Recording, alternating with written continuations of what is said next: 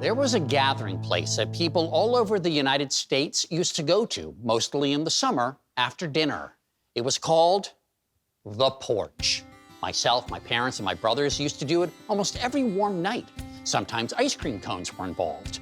Of course, all of our neighbors did the same thing. There would be loud conversations from across the street with other families on their porches. Shouted discussions between family groups happened all the time from the front stoops. P.S. kids, shouted chats are what happened before all caps texting was a thing.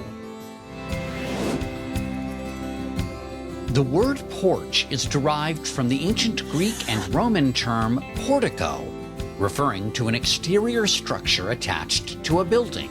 But well, what people really think is the quintessential front porch is truly an American innovation. A porch is technically a covered space that extends the inside living area. So typically, a true porch has got a roof and open sides, but it's a space that can extend the inside usable space. I met up with Jim Johnson, curator of historic structures at the Henry Ford Museum, on one of those iconic porches in Greenfield Village. Now, this is a real porch. It is. This is a true wraparound porch. A wraparound porch. Yep. Designed by the Wright brothers. This is awesome. It was designed by them.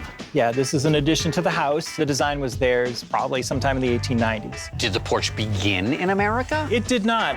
It's an ancient thing. There's evidence of prehistoric cultures that lived essentially in caves having outcrops, things that actually acted as porches. Then as you make your way through the medieval period in Europe, with the great cathedrals and things like that, they were designed with what were considered porches as well, which were the non-sacred space. That's where people could gather and socialize before and after whatever religious service that they were going to. So the American porch, there are porches in the American South. I have a vision of those. And then there are porches out west or in the prairie. The rise occurs beginning in the 19th century. If you look at 18th century American architecture, mostly influenced by the English, there are no porches.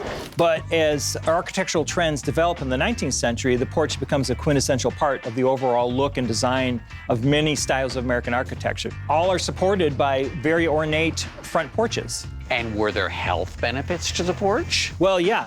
In the South is where really porches took off a little bit more quickly than they did in the North. Because?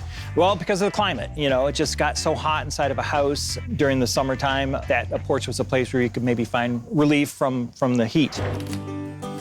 I was very interested to learn that amongst the first dwellings built with front porches in this country were likely built by enslaved Africans who brought with them from West Africa what we know as the shotgun-style house that you can kind of walk straight through for ventilation purposes. And our Maddox house, even though it was built much later, is a good example of that style of architecture.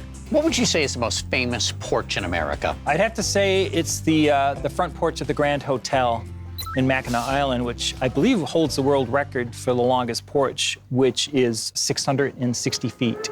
Looking at this porch, I really want to grab a big wheel and just race right around it. I mean, this is just... Yep, awesome.